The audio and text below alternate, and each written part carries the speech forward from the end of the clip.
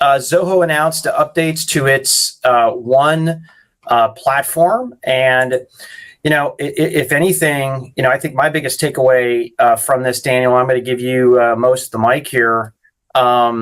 They absolutely are having incredible growth in their platform. Very similar to what we're seeing in Salesforce.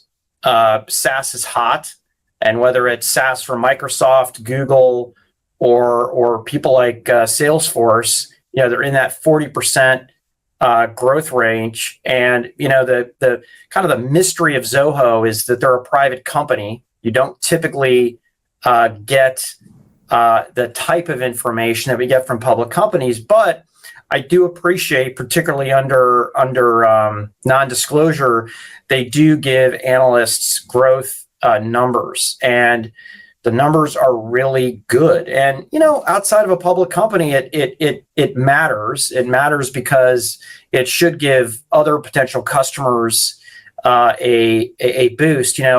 It's interesting. We always go crazy over the NetSuite numbers from Oracle, as we should.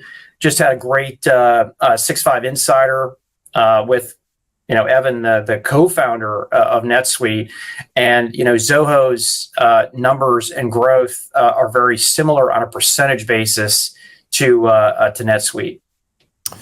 Yeah, it was fun. I was actually going to frame that. It was good to talk to Evan Goldberg and Jason Maynard, the leaders of the NetSuite business. We were at their event, Suite World, and just kind of to pivot to Zoho was the focus on that small or mid-sized enterprise. We've outgrown QuickBooks. Now what? And that market's been somewhat, underserved, and I think that's why companies like Zoho have been so successful. It's not that companies haven't tried; it's that the needs are different. But the thing is a lot of fast growth these days means the needs are, extensible, and you can't just ask people to come over for a little bit. You need to build tools that they can expand on and grow on. And when we talk to NetSuite and with Zoho, we've also seen that while they are sort of maybe most well known for serving that small and mid-sized enterprise, they actually do grow up to be pretty extensive platforms that can be utilized by much larger companies. And so with Zoho, the company is they're very poised, and they're very kind of coy about their success most of the time. But at the same time, they're just winning with numbers. They're winning with customers. They're winning with growth. And so, this is a 4-plus-year-old platform now.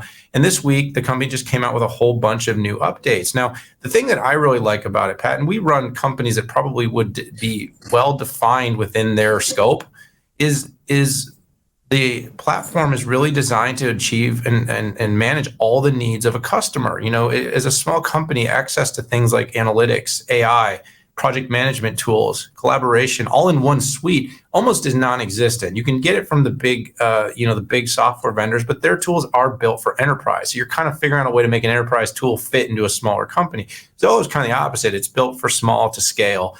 And like I said, that's what I really like. Some of the stuff they're doing with third-party data prep, NLP-powered searches, big list. I think over 1,500 analytics reports and dashboards that come out of the tool. They're adding mobile application management. They're adding a learning platform. They're adding a employee, augmented reality platform called Zoho Lens. And so they've got all kinds of different applications. And I really like the fact, like I said, that they're addressing a market that needs to be addressed.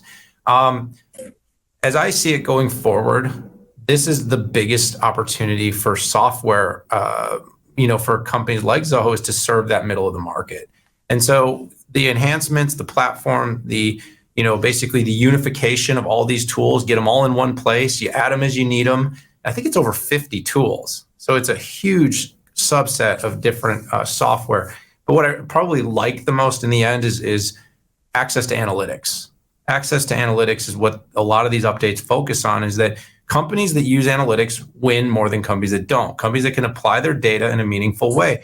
Smaller companies just struggle with this. They don't have data scientists. They don't have resources. They don't have people that can really deal with these big, complex data management tools. And that's why they struggle to grow. The tools here to help companies start to embrace analytics are, they're significant, and they're available, and they're easy to use. So good on Zoho. It's a company that, again, I think we talk about because, frankly, it needs to be talked about more. We, of course, cover the Oracles and the Salesforces and the Microsofts, and those companies do great things, winning tons of business up at that enterprise level. But there are so many small businesses that just don't get a lot of attention. So it's good to see a company like Zoho stepping up here.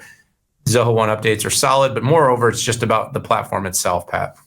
Yeah, I love that they're in a position where everybody wants to go, which is they've got IaaS, PaaS, and SaaS.